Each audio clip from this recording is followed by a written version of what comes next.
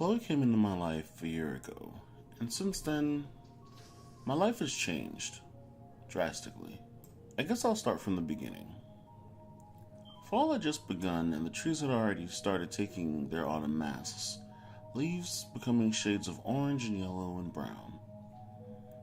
I was driving through the back roads of Maryland on my way to Virginia to meet up with my sister. I remember the day perfectly. The sun was out in the high. It was near noon, and the wind whipped through my open car windows as I cruised through asphalt, taking it all in. You know those moments in a scary movie when all things go bad? Well, that happened pretty quickly. One second I was looking up at a bright sky. I blinked, and the sky was so dark, and the clouds had taken over everything. To make the situation worse, a weird fog started manifesting on the road in front of me. It actually made me slow down and consider turning around. I did roll up the windows though. The air started to become a bit too chilly, and the wind was whipping up a frenzy now. A small shape in the road made me slam on the brakes, and a small figure sat there, curled up. I've seen all the scary movies and pop culture TV shows to recognize the trap, even if my mind was running away with the situation. It all seemed too weird. I put the car in reverse, not taking my eyes off the figure, and started to reverse when its head popped up. I hit the brakes again, realizing what I was looking at now, as the figure stood up slowly, shaking and inched towards the car warily. It was a puppy, the ultimate form of bait. It looked to be about 3 months old from its size. I weighed the pros and cons of getting out of the car, probably being eaten by some vicious monster that was connected to the puppy, using it as a lure for unsuspecting drivers like myself. Alas, it was my weakness. As it inched closer sniffing, I could tell it was a chocolate Labrador. I unlocked the car door and jumped out, which of course startled the little pup. I couldn't contain myself, even though the pup was now in attack stance, and that made it all that much cuter. I bent down and extended my hand the way my dad taught me to, wrist bent and my fist balled. That way they didn't get a chance to nip at your fingers and have a source to still smell. The puppy moved closer now, extending its neck as much as possible while sniffing, trying to get my scent.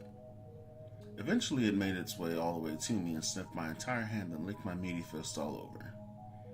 I rewarded it with scratches behind the ears. I checked for a collar or any sign it had just gotten away from a nearby house. "You must be lost, little one. Is that it?" I asked. My eyes scanned the road again, realizing the fog was now moving towards us. I slid my arm under the pup and picked it up and hopped back into the car, locking the door behind me as I put it into the passenger seat. I realized after I set it down that it was in fact a girl. She sat there looking at me quizzically, head tilted at an angle as if asking me, "Where are we going?"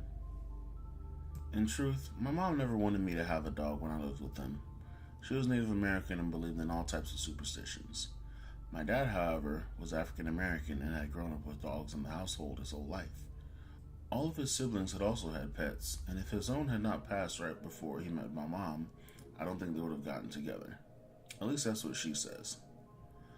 I looked her in the eyes, she stared back at me, then out of nowhere she started growling, looking past me through my window.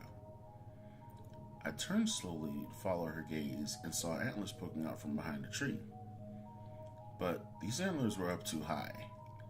Even from the distance, they were about 40 yards away and I could tell they were up too high. What I saw next were the eyes that flashed open. And I realized I wasn't looking at a tree. I was looking at a body that was at least 10 feet tall, and its head where the antlers stood moved a little, confirming my suspicions. The puppy kept growling as the figure that I knew from all the old legends my mother beat into all of her children when we were growing up. It was a Wendigo, and now it was moving slowly in my direction. I didn't have a second thought. I put the car into drive and floored it. We peeled off through the fog, and I drove in the middle of the lanes, using the ground reflectors to guide my path. I didn't look in my rearview mirror, I didn't look to my side, I didn't look anywhere else but ahead. I just heard the puppy growling and kept driving. Soon, the trees broke, and as they did, the nightmarish scenery of darkness and fog disappeared, and ahead I can see the outline of a city. I let my foot off the gas and checked the mirrors to see if the creature was still following me, but nothing was there. The puppy had stopped growling as well. She had now resumed staring at me, her head tilted to the side. As I reached over and rubbed her, she lay back down and curled up into a little ball I had first seen her in. We continued to drive towards the city. But that wasn't the last time Chloe and I saw the Wendigo.